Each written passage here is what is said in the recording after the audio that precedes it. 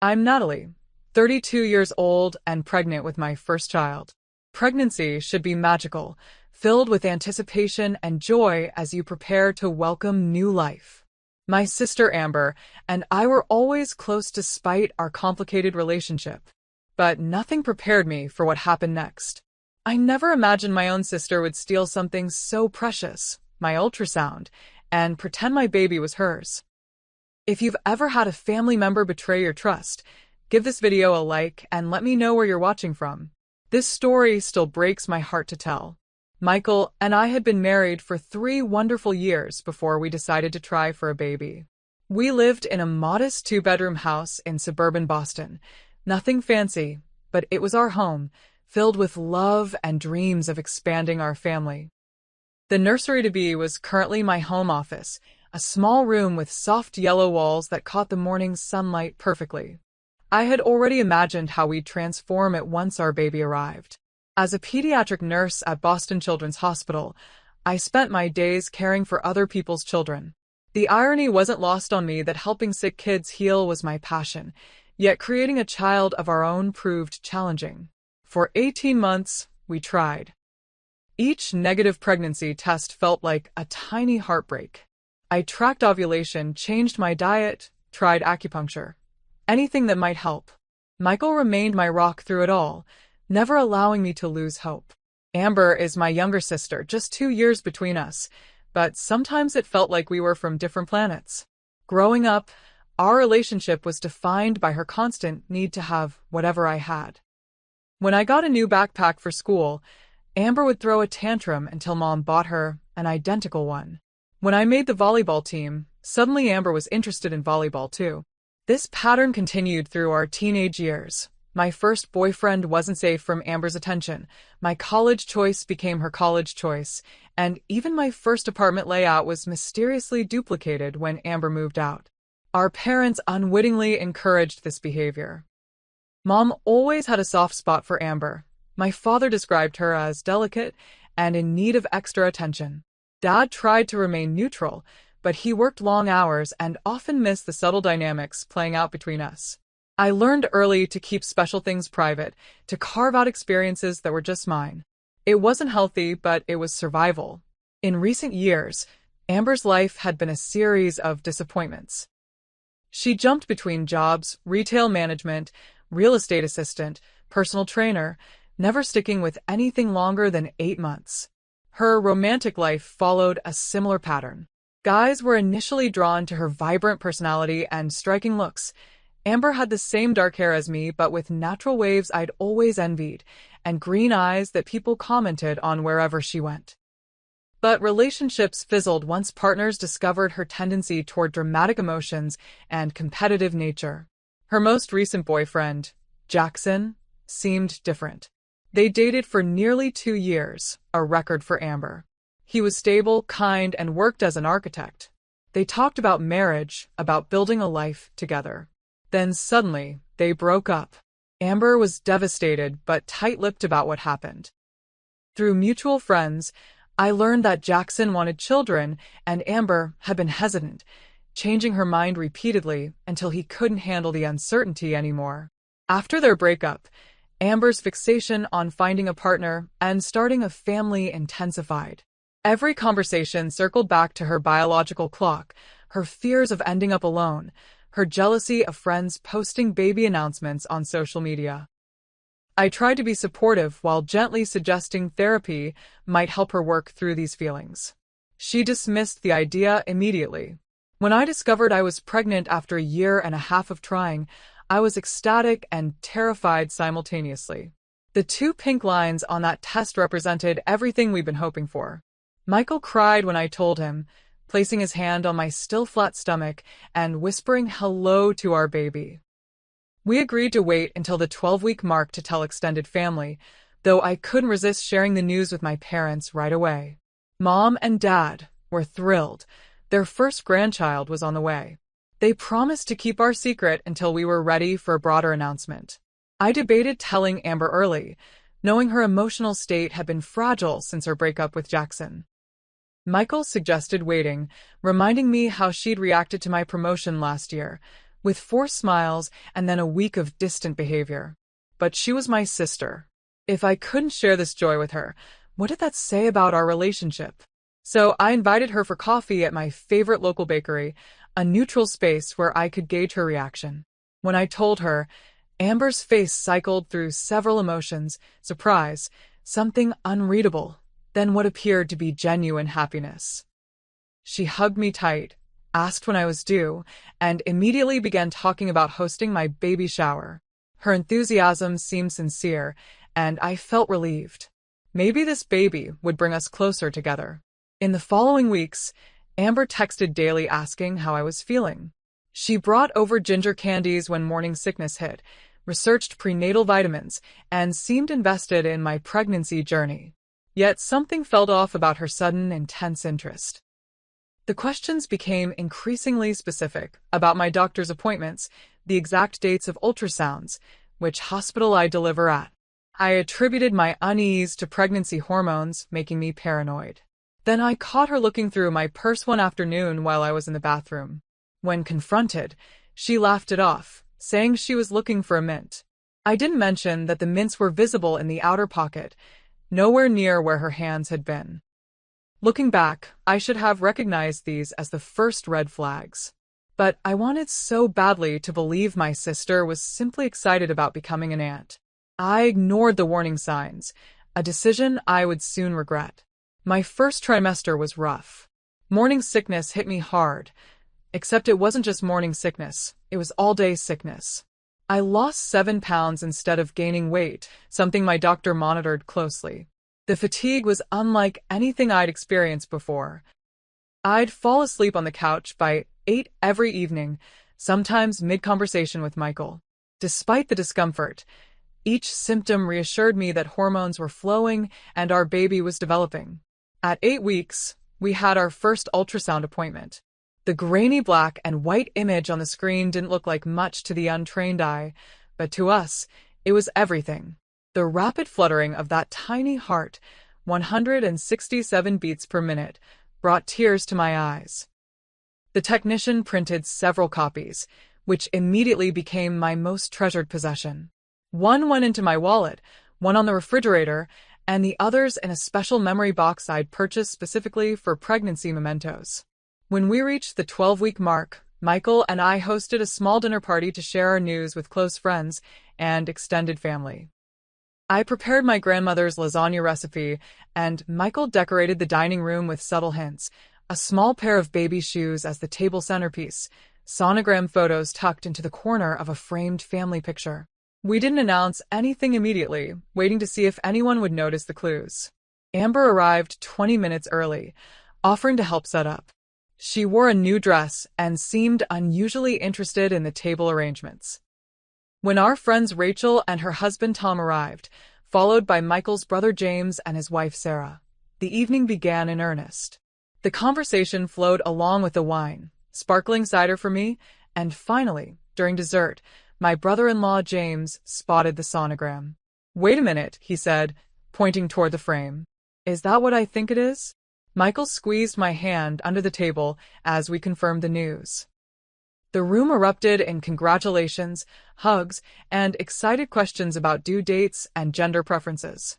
Amber's reaction was subdued compared to everyone else's. She smiled and offered congratulations, but I noticed her eyes didn't quite match her expression. When Rachel asked how I was feeling, Amber interrupted before I could answer. "She's been so sick," Amber said, as if she were the authority on my pregnancy. "Much worse than most women. The doctor is a bit concerned." This wasn't true. My doctor had assured me that while unpleasant, my symptoms were normal. When I corrected her, Amber laughed it off as a misunderstanding, but I caught a flash of something in her expression. Annoyance? Embarrassment? I couldn't quite place it. As weeks passed, Amber's presence at our house increased. She dropped by unannounced, offering to help with chores or bringing prenatal-friendly snacks. While I appreciated the support, her hovering began to feel intrusive. She'd rearrange things in our kitchen, claiming she was organizing better for when baby comes. She asked detailed questions about my medical care that felt beyond normal interest. Which doctor are you seeing again? What's her specialty? Does she have hospital privileges at both Mercy and General, or just one? What time are your appointments usually scheduled for?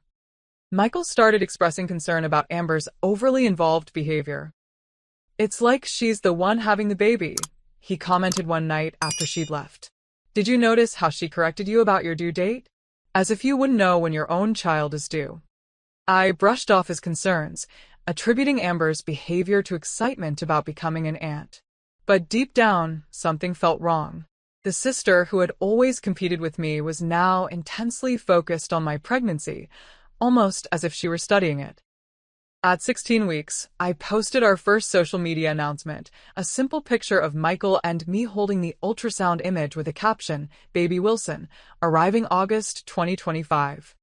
Comments flooded in from friends and colleagues, offering congratulations and well wishes. Amber's comment stood out. I know exactly how you're feeling right now. Such a special time. The wording struck me as odd.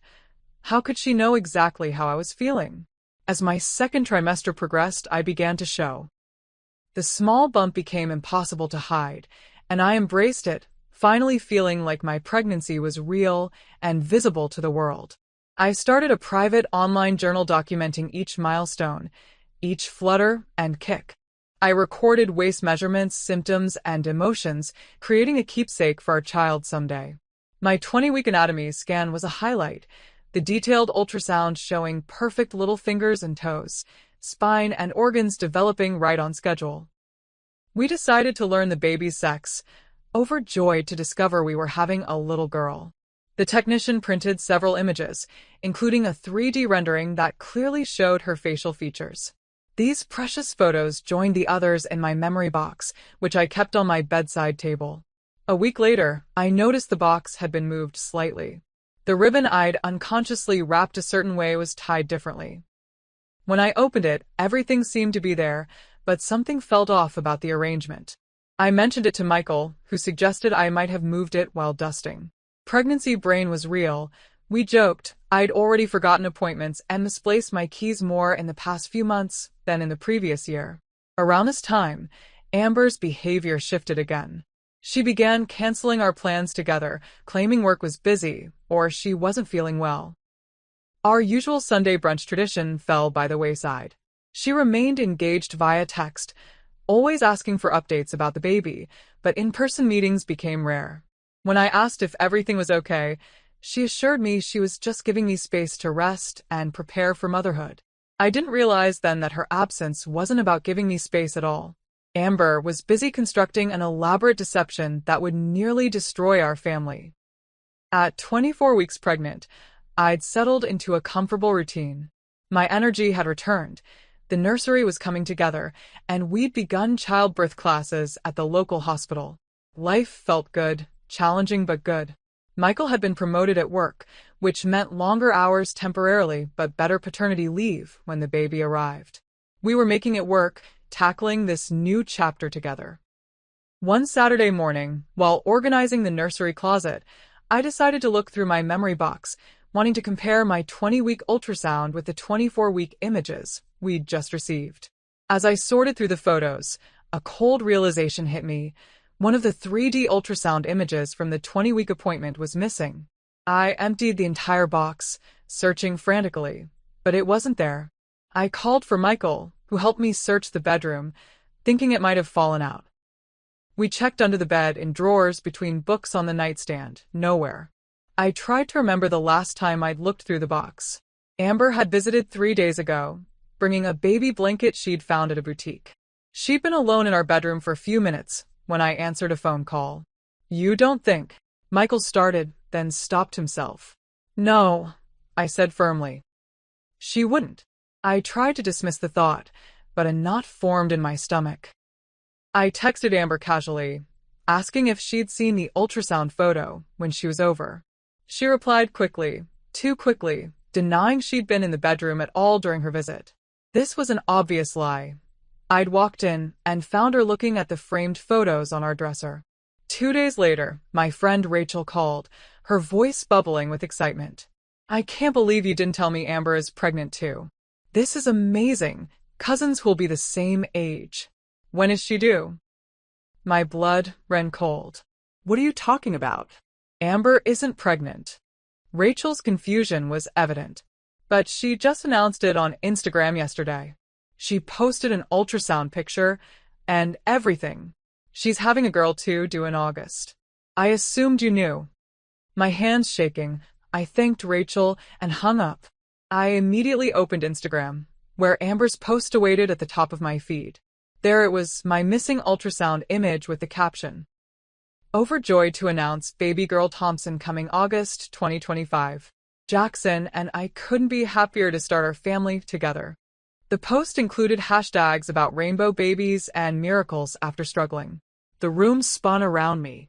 Jackson, her ex-boyfriend, was tagged, though he hadn't responded or liked the post. The ultrasound image was unmistakably mine, the same one missing from my memory box. The due date she claimed was mere days from my actual due date. I called Amber immediately, my heart pounding. She answered cheerfully, as if nothing was wrong. "How could you?" I managed to say, my voice barely a whisper. "That's my ultrasound, Amber. My baby." "What are you talking about?" she replied, her tone defensive. "I'm pregnant too, Natalie. I know it's hard for you to not be the center of attention for once, but you could at least be happy for me. I've been trying to get pregnant for 18 months. You broke up with Jackson weeks ago." "This is impossible." "We got back together," she snapped. "It happened fast, yes, but these things happen. I'm hanging up now. Your jealousy is really disappointing." Before I could respond, she ended the call. I sat frozen, staring at my phone. Within minutes, my parents called, thrilled about Amber's news. They gushed about having 2 grandchildren arriving at the same time, how special it would be for our family. I couldn't bring myself to tell them the truth, not over the phone, not when they sounded so happy. Michael was furious when he came home and learned what had happened. He wanted to call my parents immediately to confront Amber publicly. I hesitated, concerned about my sister's mental state. What would drive her to such an elaborate lie? Part of me worried that publicly exposing her would push her over some edge. "She stole our baby's image, Natalie," Michael said firmly. "She's pretending your pregnancy is hers. This isn't just weird, it's disturbing." He was right, of course. But I needed evidence beyond just my missing photo. I needed to understand the extent of her deception before confronting her. So I did something I never thought I'd do. I asked a mutual friend to send me screenshots of her private messages with Amber. What I discovered was chilling. For weeks, Amber had been sending friends detailed messages about her pregnancy journey. She described morning sickness identical to mine, cravings that matched mine exactly, and doctor's appointments scheduled suspiciously close to my own. She'd even told people she was seeing my obstetrician, Dr. Levine, though she claimed to be at a different office location. Most disturbing were the additional ultrasound images she'd shared privately, all stolen from my memory box, I now realized. Photos I hadn't even noticed were missing. She'd crafted an entire fictional pregnancy narrative, mirroring my experience week by week, staying just behind my timeline so she could copy my symptoms and milestones. That night, I barely slept. The betrayal cut deep, but beyond my own hurt, I worried about Amber. This wasn't normal jealousy or attention-seeking behavior. This was something far more concerning. What would happen when August arrived and she had no baby to present? How far would she take this charade?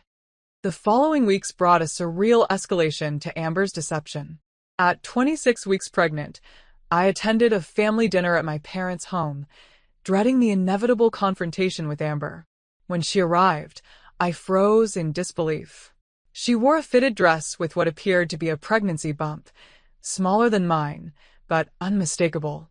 She had purchased a prosthetic belly or patted herself to maintain the illusion. Throughout dinner, she mimicked my symptoms with unsettling precision. When I mentioned heartburn, she placed her hand on her false bump and complained about experiencing the same. When I declined wine, she made a show of requesting sparkling water for the baby. She even excused herself to the bathroom at one point, returning with comments about the baby pressing on her bladder. My parents were completely taken in, enchanted by the idea of their daughters sharing this journey simultaneously. Mom talked excitedly about the joint baby shower she was planning, while Dad beamed with pride at the thought of 2 grandchildren.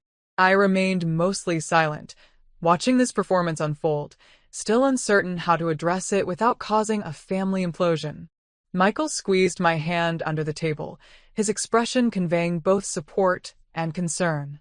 We'd agreed to gather more evidence before confronting Amber and my parents, but watching this charade was becoming unbearable. 3 days after my gender reveal party, where close friends and family celebrated our news of expecting a girl, Amber announced on social media that she too was having a girl. The timing was no coincidence. She'd waited just long enough to make it seem like her appointment had fallen after mine, rather than copying my news outright. The situation grew more bizarre when I discovered Amber had created a baby registry with items nearly identical to those on my own. The same crib, the same stroller system, even the same unique handmade mobile I'd found from an artisan in Maine. When friends mentioned the similarity, she laughed it off as sister telepathy. More concerning was learning that her new boyfriend, Brian. Yes, suddenly there was a Brian instead of a reconciled Jackson, believed completely in her pregnancy. Through social media, I gleaned that they'd met only weeks ago at a coffee shop. He appeared in her photos proudly touching her fake bump, accompanying her to what she claimed were doctor's appointments. In one particularly troubling post, she tagged the same maternal boutique where I'd purchased maternity clothes, claiming they'd had a special mom-to-be shopping day. I attempted several times to speak with Amber privately, calling and texting to suggest we meet alone. Each time, she deflected or outright refused, always with an excuse. She wasn't feeling well. Brian had planned a surprise. She needed to rest. When I drove to her apartment unannounced one afternoon, she refused to open the door, texting that she was following doctor's orders to reduce stress. Finally, I convinced her to meet at our parents' house, thinking a neutral location might help. This proved disastrous. When I calmly presented the evidence, the stolen ultrasound images, the copied timeline, the impossibility of her pregnancy given her recent relationship status, she erupted in tears. Between sobs, she accused me of trying to ruin her happiness out of jealousy. My parents, witnessing this breakdown, immediately rushed to comfort her. "Natalie, how could you say such things?" my mother demanded, her arm around Amber's shoulders. "Your sister is pregnant. Why would she lie about something so important? Because she's done this before," I countered, my voice rising despite my efforts to stay calm. "She's always wanted what I have. But this time it's gone too far." "You've always been jealous of your sister's happiness," my father said, his disappointment evident. "I thought you'd grown out of this competition." I was stunned into silence. Somehow, I had become the villain in this scenario. Amber continued to sob dramatically, while shooting me triumphant glances when our parents weren't looking. Michael, who had remained silent until this point, finally spoke up. "With all due respect," he said firmly, "Amber stole our ultrasound images. We have proof. She's lying to everyone, including Brian. This isn't healthy, and enabling it isn't helping anyone." My parents dismissed his concerns as loyalty to me, suggesting we leave to let Amber rest. As we drove home, the full weight of the situation crushed down on me. Not only was my sister perpetuating an elaborate fraud, but my parents were unwittingly supporting it. Worse, they now viewed me as the problem. The stress began affecting my actual pregnancy. At my 28-week appointment, Dr. Levine noted my elevated blood pressure with concern. She asked about stressors in my life, and the whole story came tumbling out. Her expression shifted from professional interest to genuine alarm as I explained the situation. "Natalie, this level of stress isn't good for you or your baby," she warned. "I'm concerned about the potential for preeclampsia if your blood pressure remains elevated. You need to prioritize your health and your baby's well-being, even if that means creating distance from this situation temporarily." Her medical advice gave me permission to step back. Michael and I agreed to limit contact with my family until after the baby arrived, focusing instead on preparing for our daughter's birth in a positive environment. We changed our phone numbers, adjusted privacy settings on social media, and informed close friends about the situation, asking them not to share our personal information or updates. During this period of limited contact, Michael took it upon himself to reach out to Jackson, Amber's ex-boyfriend whom she initially claimed was her baby's father. Jackson confirmed they hadn't spoken in months, let alone reconciled. He was shocked to hear about her pregnancy claims and expressed concern about her mental state. Armed with this additional confirmation, I compiled all evidence. Timestamps on my original ultrasound images, medical records confirming my appointments, screenshots of Amber's posts, testimonies from friends about her contradictory statements. I hoped this documentation would eventually help my parents understand the gravity of the situation. Meanwhile, Amber's deception continued to escalate. She began borrowing my maternity clothes from our parents' house, where I'd stored some items from my first trimester.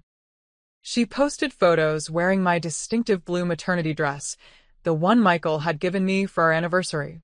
She copied my pregnancy workout routine, my nutritional choices, even the books I'd mentioned reading about childbirth. The breaking point came when Amber announced on social media that her due date was August 12th, the exact date Dr. Levine had confirmed for my delivery.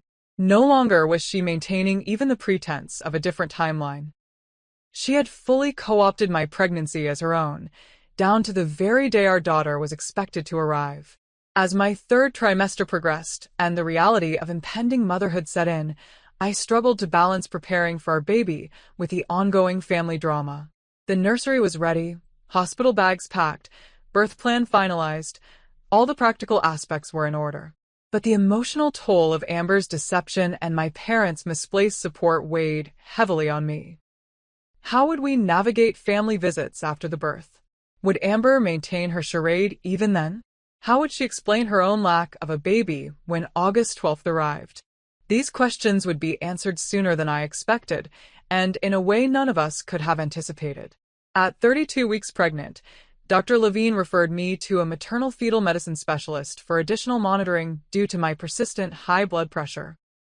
The appointment was scheduled for a Tuesday morning at Boston Maternal Care, a practice affiliated with the hospital where I planned to deliver. Michael took the morning off work to accompany me, both of us anxious about what the specialist might say. The evening before the appointment, I received a text from Rachel that made my heart drop. Just heard Amber talking about her appointment with a specialist tomorrow at Boston Maternal Care. Weird coincidence, right? No coincidence at all. Somehow, Amber had learned about my referral and scheduled her own appointment at the same practice, likely on the same day. Rather than alert the doctor's office about the situation, Michael and I made a decision. We would allow events to unfold naturally. If Amber had indeed made an appointment using false pretenses, medical professionals would quickly identify the deception. We arrived at the office 15 minutes early, checking in and taking seats in the waiting room. I felt strangely calm, as if we'd reached a turning point where truth would finally prevail. 20 minutes later, Amber walked in with Brian. She faltered momentarily upon seeing us, but quickly recovered, plastering on a smile and approaching. "What a coincidence," she exclaimed, her voice artificially bright. "They referred me to a specialist too. Blood pressure issues run in families, I guess." Brian smiled politely, extending his hand to Michael. He appeared genuinely excited, his hand protectively placed on Amber's lower back. I felt a pang of sympathy for him, an innocent bystander about to have his world upended. "How far along are you now?" he asked me conversationally. 32 weeks, I replied, watching Amber's expression carefully. "Us too," she jumped in before Brian could respond. "Due August 12th. The receptionist called my name before I could respond, and Michael and I were escorted to an exam room. The specialist, Dr. Patterson, was thorough and kind, reviewing my history and performing an ultrasound to check on the baby. Everything looked good despite the blood pressure concerns, and she prescribed modified bed rest and additional monitoring for the remainder of my pregnancy. As we finished the appointment, Dr. Patterson mentioned casually, "I see your sister is also pregnant and has an appointment today. Twins run in families, but shared due dates are quite the coincidence." I exchanged glances with Michael before responding carefully. Yes, quite the coincidence. Dr. Patterson must have sensed something in my tone because she paused, looking at me more intently. Is everything okay between you two? Family support is important during pregnancy. I hesitated, then decided honesty was necessary. Doctor, my sister isn't actually pregnant. She's been pretending, using my ultrasound images and copying my pregnancy timeline. I believe she may have made this appointment under false pretenses. Dr. Patterson's expression shifted from confusion to concern. I see. This is unusual. I can't discuss another patient with you, of course, but I appreciate you sharing this information. Patient safety is our priority. We left the exam room and headed toward the exit, passing the waiting area where Brian sat alone, scrolling through his phone. Amber must have been called in for her appointment. Part of me wanted to leave immediately to avoid the inevitable confrontation, but Michael squeezed my hand, and we took seats across from Brian, waiting. 30 minutes later, we heard raised voices from down the hallway. A door opened, and Amber's voice became clearly audible, high-pitched and frantic. You don't understand. I am pregnant. Check again. Dr. Patterson's response was calm but firm. Miss Thompson, as I've explained, there is no evidence of pregnancy. I've performed an ultrasound and blood work, both confirming you are not pregnant. I'd like to discuss some resources that might help you work through this situation. Amber emerged from the hallway, her face tear-streaked and contorted with anger. When she spotted us in the waiting room, she froze. Brian stood, confusion evident on his face. What's going on? He asked, looking between Amber and the doctor who had followed her into the waiting area. Amber's composure crumbled entirely. They're lying. Natalie put them up to this, because she's jealous. I'm pregnant, Brian. I've shown you the ultrasounds. Dr. Patterson maintained her professional demeanor despite the outburst. Sir, I understand this is confusing and distressing. Would you like to step into a private room to discuss this further? Brian looked shell-shocked, his gaze darting between Amber and the doctor. Are you saying she's not pregnant? But the pictures, the appointments, the everything. Amber lunged toward me suddenly, her finger pointing accusingly. Tell them, Natalie. Tell them I'm pregnant too. Why are you doing this to me? A security guard appeared, summoned by the receptionist who had triggered a silent alarm. The situation was escalating rapidly, with Amber becoming more hysterical by the moment. Despite everything she'd put me through, watching my sister's public breakdown was heartbreaking. This wasn't the resolution I'd wanted. I think we should call your parents, I said quietly to Amber. And maybe a therapist. I don't need a therapist, she screamed, drawing attention from everyone in the waiting room. I need people to stop lying about me. Brian had backed away, the reality of the situation clearly dawning on him. The ultrasound in your apartment, he said slowly. It has Natalie's name on it, doesn't it? I never looked closely, but it's there. Amber's expression crumpled, the last vestiges of her deception falling away. I was going to have a baby, she whispered. I was supposed to have one by now. Jackson left because I couldn't commit to having children, but then when I was ready, he was gone. It's not fair that she gets everything. It's never been fair. The raw pain in her voice pierced through my anger. This wasn't just jealousy or attention-seeking behavior. My sister was deeply unwell, caught in a delusion that had spiraled far beyond her control. Dr. Patterson spoke gently to Amber. Let's find you a quiet place to sit down. Would you like me to call someone for you? A mental health professional could be helpful right now. Amber's response was to sink to the floor, sobbing uncontrollably. The security guard and a nurse helped her to a private room, while Dr. Patterson spoke quietly with Brian, who looked completely overwhelmed by the revelation. I only met her 8 weeks ago, I overheard him say. She told me she was already pregnant when we met, that the father wasn't in the picture. I had no idea, none of it was real. His shock quickly turned to anger. He approached me before leaving, his expression a mixture of embarrassment and rage. Did you know she was doing this the whole time? Why didn't anyone stop her? We tried, Michael explained. Her family believed her over us. Brian shook his head in disbelief. Tell her not to contact me again. I can't, this is too much. With that, he walked out, another casualty of Amber's elaborate deception. The clinic staff contacted my parents, explaining that Amber needed immediate support. They arrived 30 minutes later, confused and concerned. The doctor took them aside for a private conversation, presumably explaining the situation. When they emerged, my mother was crying, and my father looked ashen. For the first time, they saw the reality of what had been happening. Their younger daughter hadn't been experiencing a miracle pregnancy alongside her sister. She had fabricated an entire false narrative, complete with stolen medical images and a prosthetic belly. Their perfect vision of dual grandchildren arriving together shattered in an instant. As Amber was sedated and prepared for transport to a psychiatric evaluation, my mother approached me tentatively. Natalie, I don't understand. How did we not see this?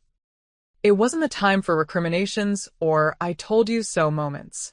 My sister needed help, and my parents needed support adjusting to this shocking reality. Despite everything, they were still my family. We'll figure it out, I said, placing a hand on my very real pregnant belly. But first, Amber needs professional help. The family that had fractured under the weight of an elaborate deception now faced a different challenge, helping one daughter through a mental health crisis while supporting another through the final weeks of pregnancy. As we left the medical office that day, nothing was resolved, but at least the truth was finally out in the open. The days following the doctor's office revelation were chaotic and emotionally draining. Amber was admitted to the psychiatric unit at Boston General Hospital for evaluation and treatment. The initial diagnosis was severe depression with psychotic features, complicated by what the psychiatrist described as factitious disorder, the medical term for fabricating illness or, in this case, pregnancy. My parents were devastated, struggling to reconcile the daughter they thought they knew with the one who had constructed such an elaborate deception. They spent most days at the hospital, attempting to understand Amber's condition and treatment plan. Mom called me nightly with updates, her voice hollow with exhaustion and guilt. The doctor says she's been having these thoughts for months, she told me one evening. Ever since Jackson broke up with her. She genuinely believed at some points that she was pregnant, that she deserved to be pregnant more than you. The unspoken question hung between us. How had they missed the signs? How had they enabled her behavior to reach this breaking point? A week after Amber's hospitalization, the hospital arranged a family therapy session with Amber's treatment team. Michael offered to come with me, but I decided to attend alone with my parents. This was something the three of us needed to address together before bringing partners into the conversation. The session was brutal in its honesty. Amber, heavily medicated but lucid, sat across from us in a conference room, a social worker and psychiatrist facilitating the discussion. She looked smaller somehow, the false confidence stripped away along with the prosthetic pregnancy belly she'd been wearing. I want to understand why, I said when given the opportunity to speak. Not just why you pretended to be pregnant, but why my pregnancy specifically. Why steal my ultrasound? Why copy my due date? Amber stared at her hands for a long moment before answering. Because you always get everything first, she finally said, her voice barely audible. You got married first, you got pregnant first. You're the nurse saving children while I can't even keep a job for a full year. Mom and Dad are always so proud of you. That's not true, my mother interjected. We've always been proud of both our girls. The therapist raised a hand gently. Mrs. Wilson, please let Amber express her feelings without contradiction. These are her perceptions, whether or not they align with your intentions. Amber continued, her words gaining strength. When you announced your pregnancy, it was like something broke inside me. Jackson left because I couldn't decide about having children, and then suddenly you're having one, and everyone's so excited. I felt invisible. I thought if I was pregnant too, people would see me again. But then it wasn't enough to be pregnant. I needed to have what you had, the same due date, the same gender, the same experience. The psychiatrist explained that Amber's behavior reflected deeper issues than simple jealousy. Years of comparison, Perceived favoritism and recent relationship trauma had culminated in this break from reality. The fake pregnancy became a way to secure love and attention she felt she was missing, while simultaneously attempting to reclaim a sense of identity separate from being Natalie's sister. My parents were forced to confront their role in the dynamic. Dad admitted he'd often compare us growing up, usually favoring my achievements because they were more conventional and easier to understand. Mom acknowledged treating Amber as more fragile, creating a self-fulfilling prophecy where Amber never developed resilience. For my part, I recognized how I'd withdrawn over the years, protecting myself from Amber's competitive nature rather than addressing it directly. In trying to avoid conflict, I'd helped maintain an unhealthy pattern. The session ended with no neat resolution, just a commitment to continued therapy and honest communication. As I prepared to leave, Amber asked if she could speak to me alone for a moment. The therapist approved, and my parents stepped out. "I'm sorry," she said simply. "I know that doesn't fix anything, but I am sorry." I nodded, unable to offer forgiveness just yet, but acknowledging her apology. Get better, Amber. That's what matters now. Making the difficult decision to create distance from Amber during her treatment was necessary for my health and my baby's. Dr. Patterson had been clear. My blood pressure remained concerning, and stress was a significant factor. Michael and I agreed that while I would remain informed about Amber's progress, direct contact would be limited until after our daughter's birth. This decision created additional tension with my parents, who struggled to divide their attention between their hospitalized daughter and their pregnant one. They seemed to expect me to visit Amber regularly, to participate actively in her recovery despite my own precarious health situation. "She's asking about you," Mom would say during our phone calls. Just a short visit would mean so much to her. Michael finally intervened after one particularly upsetting call left me in tears. He phoned my parents directly, explaining in no uncertain terms that my health and our baby's well-being had to be the priority. "Natalie will be there for Amber when she can," he told them. "But right now, she needs to focus on bringing your grandchild safely into the world. That has to be enough." His firmness created a boundary my parents reluctantly respected, though the underlying tension remained. They visited us less frequently, divided between hospital visits with Amber and preparations for their grandchild. When they did come over, conversations felt strained, important topics avoided in favor of superficial discussions about nursery colors and baby clothes. The impact on our extended family varied widely. My father's sister, Aunt Judith, immediately took my side, having witnessed Amber's attention-seeking behavior over the years. My mother's family largely rallied around Amber, viewing her as the victim of mental illness who needed support rather than judgment. Family gatherings were put on hold indefinitely, the fracture too raw to navigate in larger settings. Meanwhile, the practical aspects of preparing for motherhood continued. I began maternity leave at 34 weeks, focusing on rest and stress reduction. Michael transformed our home into a sanctuary, limiting visitors and screening calls. Friends like Rachel stepped up beautifully, organizing meal deliveries and offering practical support without bringing drama to our doorstep. After 2 weeks of treatment, Amber was released from the hospital with an outpatient treatment plan. My parents brought her to their home rather than returning her to her apartment, a decision I supported despite our strained relationship. She needed supervision and support that only family could provide. During her first week home, Amber sent me a letter, handwritten on actual stationery, not a text or email. In it, she expressed genuine remorse, acknowledging the hurt she'd caused and the trust she'd broken. She explained that her therapist had suggested writing as a way to communicate honestly without the pressure of face-to-face interaction. "I don't expect forgiveness," she wrote. "I'm not even sure I deserve it. But I want you to know I'm working hard to understand why I did what I did. The doctors say it will be a long process, but I'm committed to getting better. Not just for you or Mom and Dad, but for myself." The letter touched me, its vulnerability suggesting real progress. I wrote back a brief note expressing appreciation for her honesty and wishing her well in her recovery. It wasn't reconciliation, but it was acknowledgement, a small first step. Amber's initial progress in therapy seemed promising, but after returning to our parents' home, she experienced setbacks.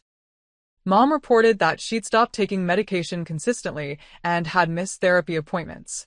She'd become fixated on my approaching due date, repeatedly asking when she could meet her niece and making comments about how she almost had a daughter too.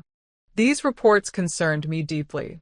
Despite professional intervention, Amber seemed unable to fully separate herself from the pregnancy narrative she'd created. My parents struggled to navigate this behavior, torn between enforcing boundaries and avoiding triggers that might worsen her fragile mental state. With just 3 weeks until my due date, I found myself in the painful position of setting firm boundaries with my parents. Michael and I invited them to dinner, where I explained as gently as possible that Amber would not be welcome at the hospital when our daughter was born, nor during our first weeks home. "This isn't punishment," I explained, seeing the hurt in their eyes.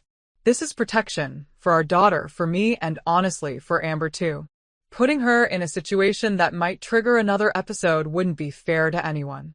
My father nodded slowly, beginning to understand. My mother was less accepting, suggesting I was being overly cautious and denying Amber the chance to make things right. "Making things right doesn't happen in a delivery room," Michael said firmly. "It happens through consistent therapy and respecting boundaries. We're not saying never, we're saying not yet." They left that evening with a clearer understanding of our position, if not complete acceptance. As my due date approached, I found myself in the strange position of preparing for childbirth while emotionally distanced from half my family. It wasn't what I'd imagined for this special time, but it was necessary. The final weeks of pregnancy passed in a blur of doctor's appointments, last-minute preparations, and increasing discomfort. Despite the family strain, I found moments of pure joy, feeling my daughter's hiccups, watching Michael assemble the crib, folding tiny clothes for our soon-to-arrive baby. This was still our miracle, our long-awaited child, regardless of the circumstances surrounding her arrival. 3 weeks before my scheduled due date, I woke at 2 a.m. with unmistakable contractions. They were still 15 minutes apart, but their intensity left no doubt. Our daughter was coming early. Michael calmly timed the contractions while packing the car with our hospital bags. By 4 a.m., when contractions had progressed to 7 minutes apart, we decided to head to the hospital. In the midst of preparing to leave, Michael asked the question we'd been avoiding. "Should we call your parents now?" We'd previously agreed to wait until labor was well established before notifying them, giving ourselves privacy during the early stages. But now, faced with the reality of our daughter's imminent arrival, the decision carried emotional weight. "Not yet," I decided. "Let's get to the hospital and make sure this is really it. There will be plenty of time to call them later." This choice wasn't about spite or punishment. It was about protecting the sacred space of birth from any potential tension or stress. Our daughter deserved to enter the world surrounded by complete calm and love. The labor progressed rapidly after we arrived at the hospital. By noon, I was fully dilated and ready to push. The delivery room remained peaceful, just Michael, myself, and the medical team focused entirely on bringing our daughter safely into the world. At 1:27 p.m., Hannah Grace Wilson arrived, weighing 6 pounds, 4 ounces, with a strong cry and perfect APGAR scores. The moment she was placed on my chest, time seemed to stop. Her tiny fingers curled around Michael's pinky as he leaned over us, tears streaming down his face. In that perfect moment, the family drama faded completely. This was all that mattered. Our daughter, healthy and beautiful, finally in our arms after so many months of anticipation. It wasn't until 3 hours later, when we'd been moved to a recovery room and had our first attempts at breastfeeding, that Michael gently reminded me about calling my parents. I nodded, suddenly eager to share our joy despite the complicated feelings. My father answered on the second ring, his voice casual, until I shared our news. His immediate joy quickly gave way to hurt when he realized we'd been at the hospital for hours without telling them. Why didn't you call us when you went into labor? He asked, the pain evident in his voice. We needed this time, Dad. I explained gently. Just the three of us, without any complications. But we want you and Mom to come meet her now, if you'd like. They arrived 45 minutes later, my mother's eyes red from crying, whether from joy about her granddaughter or hurt about being excluded from the birth. I couldn't tell. But when Hannah was placed in her arms, everything else seemed to disappear. My father stood beside her, one hand on my mother's shoulder, the other gently touching Hannah's dark hair. She's perfect, Mom whispered. Absolutely perfect. The unspoken question hung in the air. Where was Amber? I answered before they could ask. I think it's best if Amber waits a bit before meeting Hannah. Just until we're home and settled. I hope you understand. To my surprise, they both nodded without argument. Perhaps the reality of holding their actual grandchild had clarified things for them in a way our conversations hadn't. Amber's having a difficult day anyway, my father said quietly. This news, it might be better to ease into it. Their visit was brief, but healing in its way. As they prepared to leave, my mother hugged me tightly, whispering, I'm sorry we didn't believe you. About everything. I'm so sorry, Natalie. It wasn't a complete resolution, but it was a start, an acknowledgement of how their actions had contributed to the painful situation. The first 3 months with Hannah were a beautiful blur of sleepless nights, newborn snuggles, and adjusting to our new reality as parents. Michael took extended paternity leave, creating a protective bubble around our little family as we found our footing. My parents visited regularly, always respectful of our boundaries, never pushing for Amber to be included before we were ready. Through them, I received updates about Amber's progress. She had returned to consistent therapy, found a medication regimen that seemed to help, and had begun a part-time job at a local bookstore. She no longer spoke about her fictional pregnancy and had deleted all social media accounts to focus on her recovery without digital distractions. As Hannah reached the 3-month mark, I felt ready to consider the next step in family healing. After discussing it thoroughly with Michael and consulting with Amber's therapist, we agreed to a supervised meeting between Amber and Hannah. The therapist suggested her office as a neutral location where she could facilitate the interaction and intervene if necessary. The day of the meeting, I felt a complex mixture of emotions, nervousness, hope, lingering anger, and compassion for my sister's struggles. Michael and I arrived with Hannah sleeping peacefully in her carrier, her chubby cheeks flushed pink from the car ride. Amber was already there, sitting stiffly on the edge of a couch in the therapist's office. She looked healthier than the last time I'd seen her, her eyes clearer, her posture more confident. When we entered, she stood but maintained her distance, clearly respecting the boundaries we'd established. Thank you for coming, she said simply. I've been looking forward to meeting her. The therapist guided us through the interaction, suggesting I hold Hannah while Amber sat nearby, allowing the baby to become accustomed to her presence. As Hannah woke and began to look around curiously, Amber's reserved demeanor softened. She has your eyes, she observed quietly. The same shape. After some time, I asked if she'd like to hold her niece. The moment Hannah settled into Amber's arms, something shifted in my sister's expression, a complicated mix of joy, grief, and acceptance. I'm so sorry, Natalie, she said, looking up from Hannah's face to meet my eyes directly. What I did was unforgivable. I tried to steal something that wasn't mine to take, not just the ultrasound pictures, but your experience, your joy. I convinced myself I deserved it more, that somehow your pregnancy was unfair to me. I see now how sick that thinking was. Her acknowledgement, delivered while holding the very real result of my pregnancy, struck me deeply. This wasn't the defensive sister I'd known, but someone who had confronted her own demons and emerged with painful self-awareness. I don't expect us to be close again, she continued. But I hope someday Hannah can know me as her aunt, not as the person who did this terrible thing. Motherhood had changed my perspective on many things, including forgiveness. The fierce love I felt for Hannah made me understand both the depth of Amber's pain and the importance of healing family wounds if possible. Not for my sake or even for Amber's, but for Hannah, who deserved to know her family, the healthy, healing versions of them. It will take time, I said honestly. Trust rebuilds slowly. But we're here today, and that's a start. Over the following months, our parents worked diligently to rebuild their relationship with Michael and me. They acknowledged their role in enabling Amber's behavior over the years and committed to more balanced family dynamics moving forward. Family therapy continued, sometimes with all of us together, sometimes in various smaller groupings. The healing wasn't linear or complete. There were setbacks, moments when old patterns emerged, when trust wavered, when the hurt felt fresh again. But there was also progress. Amber maintained her treatment, developed healthier coping mechanisms, and gradually earned small measures of trust through consistent, respectful behavior. By Hannah's first birthday, we had established a new normal. Amber attended the small celebration, bringing an age-appropriate gift and interacting appropriately with her niece. She had begun dating again, this time with the support of her therapist to ensure she maintained healthy relationship boundaries.